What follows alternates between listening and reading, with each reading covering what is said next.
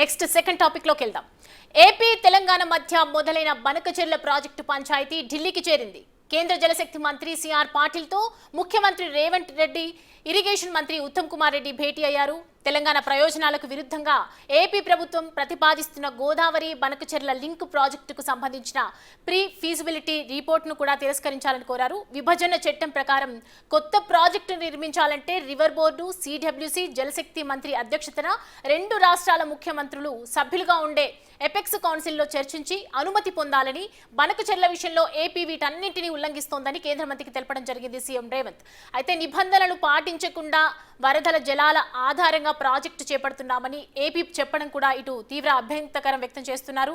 ఈ విషయంలో కేంద్ర ప్రభుత్వం జలశక్తి మంత్రిత్వ శాఖ జోక్యం చేసుకుని బనకచెర్ల ప్రాజెక్టు ముందుకెళ్లకుండా చూడాలని కేంద్ర మంత్రి సిఆర్ పాటిల్ కు సీఎం రేవంత్ రెడ్డి, మంత్రి ఉత్తమ్ కుమార్ రెడ్డి ఇటు విజ్ఞప్తి చేశారు.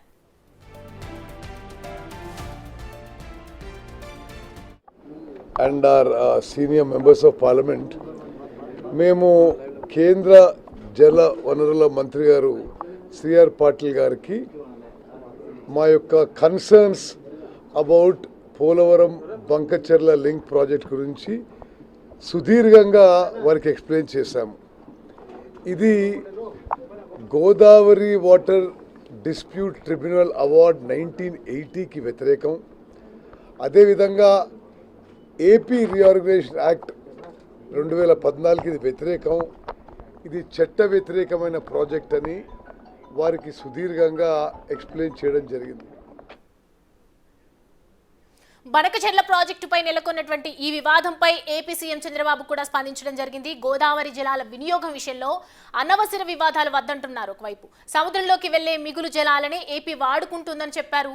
తెలంగాణ వాడుకొని నీటిని ఏపీ వాడుకోవడంలో తప్పేముందంటున్నారు చంద్రబాబు. గోదావరి నీళ్లు ఉన్నాయి, మీరు తీసుకుంటున్నారు, మేము తీసుకుంటున్నాం. అది ఎవరికి నష్టం లేదు. ఇంకొక పక్క కృష్ణాలో నీళ్లు ఉన్నాయి, తక్కువ ఉన్నాయి. దీని మీద మనం కొట్టుకుంటే లాభం లేదు. మీ ఇప్పటి వరకు ప్రాజెక్టుల వారిగా అలొకేషన్ వాళ్ళకు ఇచ్చారు, ఇక్కడ ఇచ్చారు. అది కంటిన్యూ చేద్దాం. కొత్త ట్రిబ్యునల్ ఉంది, ట్రిబ్యునల్ వచ్చిన తర్వాత వాళ్ళు ఏ రిపోర్ట్ ఇస్తే దాన్ని బట్టి దానికి సెపరేట్ ఇది ఉంటుంది, అథారిటీ డిసైడ్ చేస్తారని చెప్పాను. దాని ప్రకారమే ఇప్పుడు ఎన్ బ్లాక్గా తీసుకుంటున్నాం. ఆంధ్రాకు వచ్చే వాటర్ మనం తీసుకుంటున్నాం, తెలంగాణకు వచ్చే వాటర్ వాళ్ళు తీసుకుంటున్నారు. కాళేశ్వరం వచ్చినప్పుడు నేను చెప్పాను, మీరు కట్టుకుంటున్నారు, ఇట్స్ ఓకే.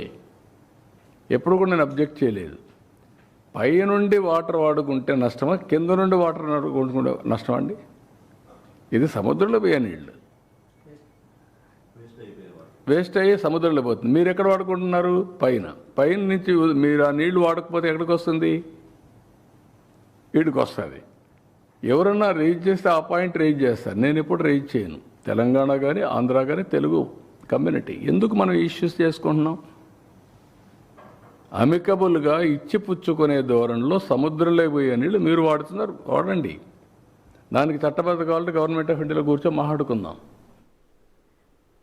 రైట్. ఇదే విషయంలో ముఖ్యమంత్రి రేవంత్, మంత్రి ఉత్తమ్పై సెటైర్లు వేశారు. మాజీ మంత్రి హరీష్ రావు బేసిన్ల మీద బేసిక్ నాలెడ్జ్ లేకుండా మాట్లాడుతున్నారన్నారు. బనకచెర్లను అడ్డుకోమని చెబితే బోడిగుండుకు మోకాలికి ముడిపెట్టినట్లుగా మాట్లాడుతున్నారని విమర్శించారు.